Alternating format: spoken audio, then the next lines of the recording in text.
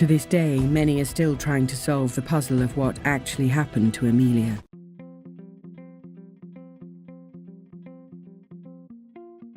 Jim Sullivan.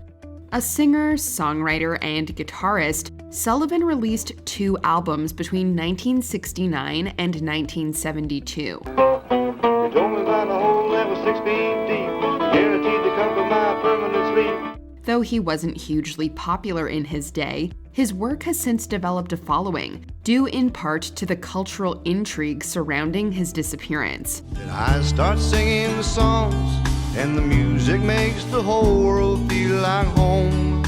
Sullivan was headed to Nashville when he checked into New Mexico's La Mesa Motel on March 5, 1975. However, he apparently didn't stay the night, and there are reports saying he was spotted on the 6th at a ranch over 25 miles away. Looking at the sun dancing through the sky, and here he comes, my UFO. His car, for its part, was deserted with most of his belongings. Sullivan left behind the likes of cash, clothes, and even his guitar, and it seems no one has seen him since. Rico Harris. Standing at 6 foot 9 inches tall, Rico Harris was a college basketball player who played for Cal State Northridge. He later briefly signed with the Harlem Globetrotters, but a head injury forced him to retire at 24. Following a period dealing with substance use disorder, Harris decided to move to Washington from California to be with his long-distance partner. He left his mom's home here in Alhambra. On October 10th, he was headed back to Seattle, where his mom says he had recently relocated to start a new sales job and to live near his girlfriend. But he disappeared shortly after going to see his family in October of 2014. After driving all night, Harris phoned his girlfriend and told her that he would be stopping to get some sleep. And with that, he vanished. We don't want to think about the worst, so right now I'm keep myself very optimistic. I'm not really letting my mind wander anywhere else. It's an ongoing investigation, so I'm very hopeful.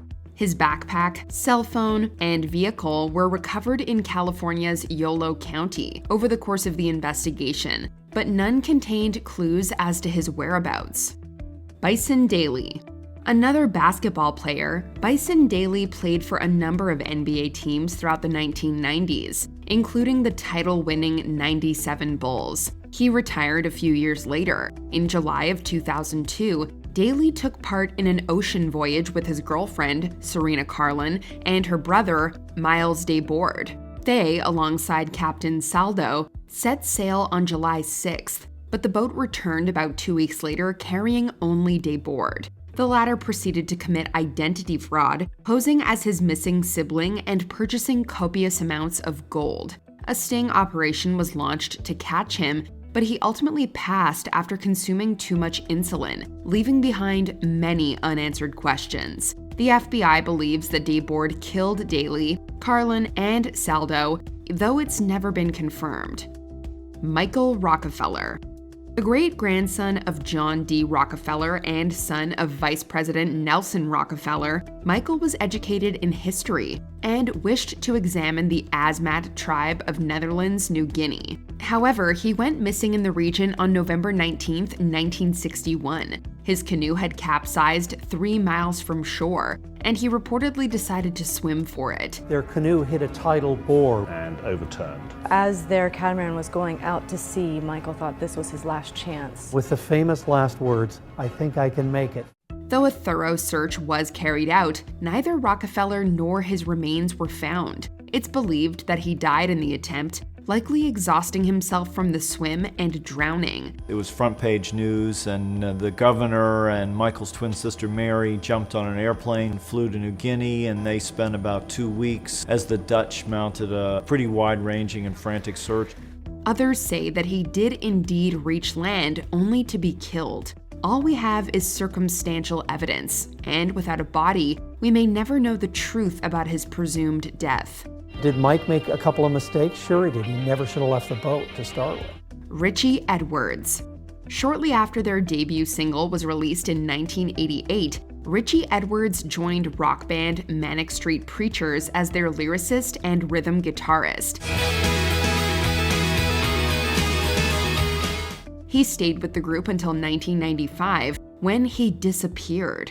Edwards had reportedly been acting strangely in the days leading up to his presumed passing, withdrawing nearly £3,000 from the bank and giving away various gifts. He then vanished after leaving a hotel room on the morning of February 1st. Richie has not been seen since he left a hotel in London on the morning of the 1st of February.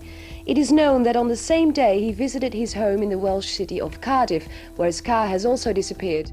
Many of his belongings were left behind, and his car was later found abandoned at a rest stop. Some have reported seeing Edwards in the intervening years, while others think he took his own life. His vehicle was found near the Severn Bridge, which is often used as a jumping site.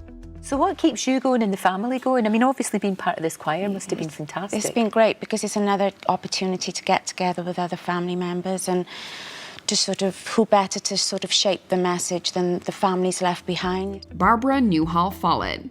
Widely considered to be a prodigy, Barbara Newhall Follett published her debut novel, titled The House Without Windows, at just 12 years old. Another quickly followed, and both were praised by major outlets. However, a series of personal problems soon afflicted Follett, and her writing career stagnated. She later married a man named Nickerson Rogers, but this failed to bring her happiness, and she fell into depression by the late 1930s. The couple reportedly fought on December 7, 1939, prompting her to leave their residence. She did not return. Rogers took a while to report her missing, saying he assumed she would come back.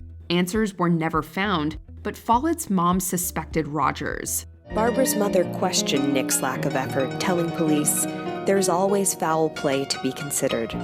Oscar Zeta Acosta. A good friend of Hunter S. Thompson, Oscar Zeta Acosta penned various books, but he is perhaps most well known for being the inspiration behind Dr. Gonzo in Fear and Loathing in Las Vegas. You scare the shit out of those people. They were ready to call the cops. Yes, sir. You're lucky I came back in time. Don't come near me. Thompson based his iconic novel on the experiences that he shared with Acosta while traveling to the desert city. The latter was visiting Sinaloa, Mexico in 1974 when he went missing. The real Acosta was extremely accomplished, civil rights attorney, a revolutionary. Didn't wear shoes to the courtroom. He apparently spoke to his son Marco shortly before vanishing, but as far as we know, no one ever heard from him again after that. A number of people, including Marco and Thompson, believe that Acosta was killed. A very energetic, crazy, courageous, insatiable guy who just didn't get his due in history. Glenn Miller. One of the most successful artists of his time, Miller found enormous popularity with his eponymous swing band. The group in its original form was only active between 1938 and 1942, yet they enjoyed 16 chart-topping singles and recorded the first gold record, Chattanooga Choo Choo. But Miller entered the Air Forces during World War II and subsequently went missing in action. Despite not having permission, he attempted to fly over the English Channel with some acquaintances on December 15, 1944. All disappeared with the plane. Miller was officially declared dead 1 year and 1 day later, in accordance with American military practice. Today, his name can be found on the tablets of the missing at England's Cambridge American Cemetery. Jimmy Hoffa. While not a celebrity in the traditional sense, Jimmy Hoffa was nevertheless a very prominent figure, owing to his relation with the International Brotherhood of Teamsters. Because we are financially solid. Because we do have an organization that is equipped to handle any situation that comes in front of us. We're successful in getting from the employers what our members want and need without strikes. This is the prominent labor union that he ran for nearly 15 years, between 1957 and 1971. He also had deep ties with organized crime, and many people believe that his disappearance stems from this relationship. Hoffa was a powerful union leader, growing the Teamsters into a major force in American politics. But during his leadership, the union grew entangled with the American mafia. Hoffa reportedly had a scheduled meeting with mobsters Anthony Provenzano and Anthony Giacolone on July 30th, 1975. They didn't come, and Hoffa phoned both his wife and friend to voice his frustrations. he was never heard from again and was declared dead 7 years later. Nothing is definite, but many historians think that the mafia is behind his death. I don't think Hoffa would have gotten into that car if he thought his life was in danger. He felt comfortable enough with whoever was in that vehicle that he climbed in and went away. Amelia Earhart. Amelia Earhart made history in 1932 by flying across the Atlantic alone, something no other woman had accomplished before her. Through sheer drive and determination, she would become the most recognizable aviator of her time.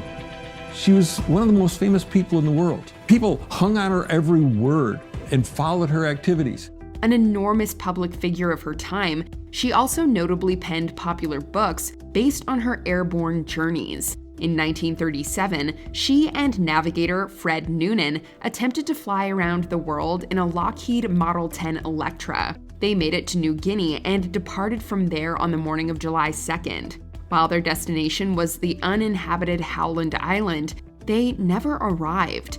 The disappearance made national news and has spawned countless conspiracies and genuine beliefs. In the days after Earhart's disappearance, the speculation begins.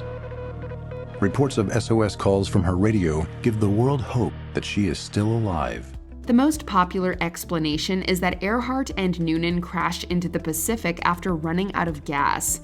No irrefutable evidence has been found either way. We have no evidence anywhere that she crashed into the ocean, even though that's been the common narrative for so many years.